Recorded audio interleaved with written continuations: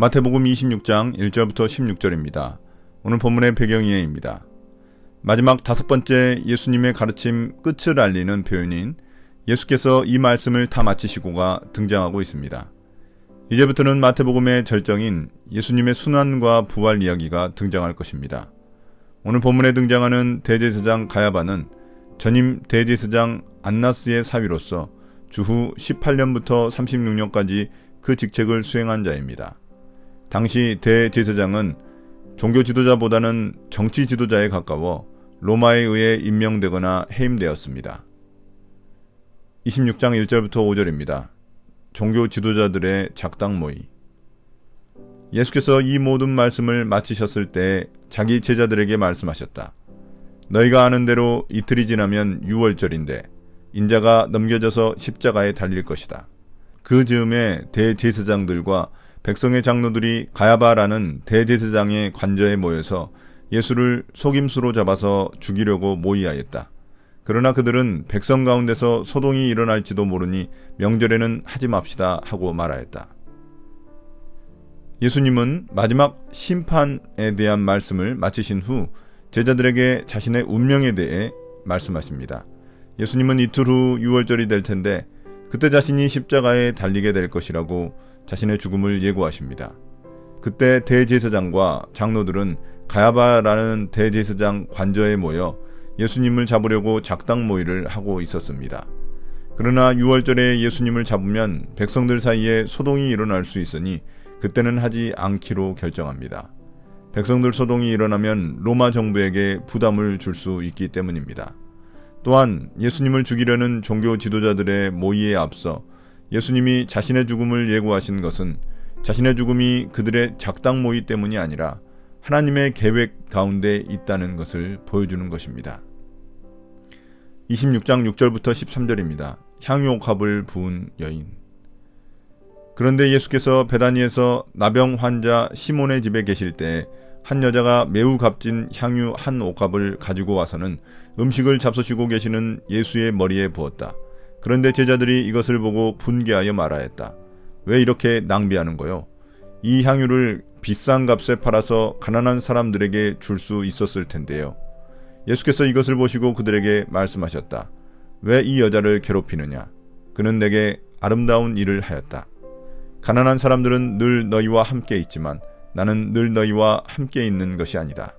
이 여자가 내 몸에 향유를 부은 것은 내 장례를 치르려고 한 것이다.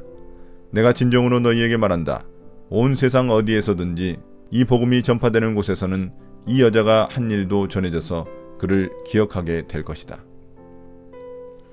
이제 갑자기 장면이 바뀌어 예수님이 베다니에서 나병 환자 시몬의 집에 계실 때의 일입니다.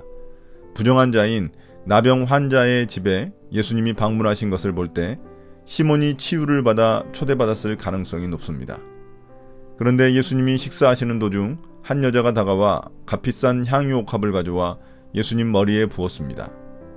여자의 이름을 밝히지 않는 이유는 그녀의 행동에 초점을 맞추기 위해서입니다.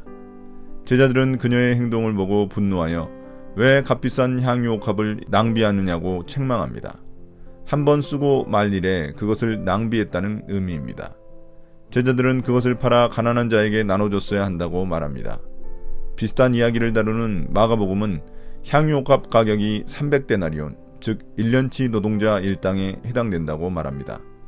그렇기 때문에 제자들은 자신들이 이렇게 말하면 예수님께 칭찬을 들을 것이라고 생각했을 것입니다. 앞서 예수님께서 여러 가지 비유를 통해 선행의 중요성을 강조하셨기 때문입니다. 그러나 예수님의 반응은 달랐습니다. 예수님은 오히려 제자들을 책망하시면서 그녀가 옳은 일을 했다고 칭찬하십니다. 그 이유는 그녀가 한 행동이 곧 있을 예수님의 십자가 죽음을 예고하는 행동이었기 때문입니다. 예수님은 가난한 자들은 항상 주위에 있지만 자신은 곧 떠날 것이기에 그녀의 행동이 가치 있는 일임을 말씀해 주시는 것입니다. 이에 예수님은 그녀가 한 일이 세상 어디에 복음이 전파되든지 그곳에도 전해져 기억될 것이라고 말씀하십니다. 이는 예수님의 죽음이 복음의 핵심이라는 사실을 암시해 줍니다.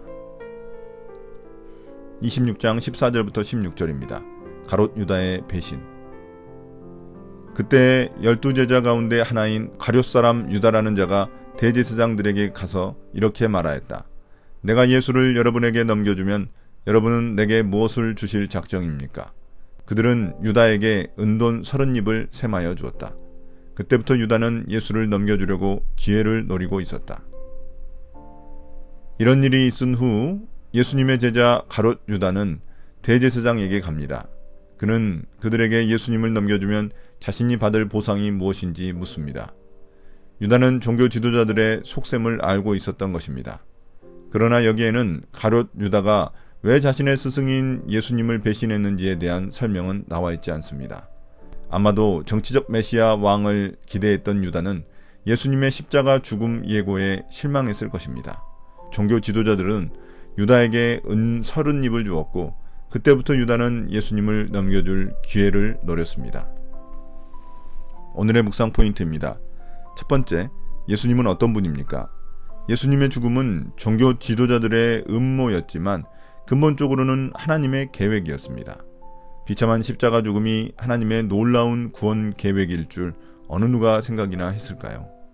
그러나 제자 중 유다는 자신의 기대와 다르자 예수님을 배신하고 말았습니다.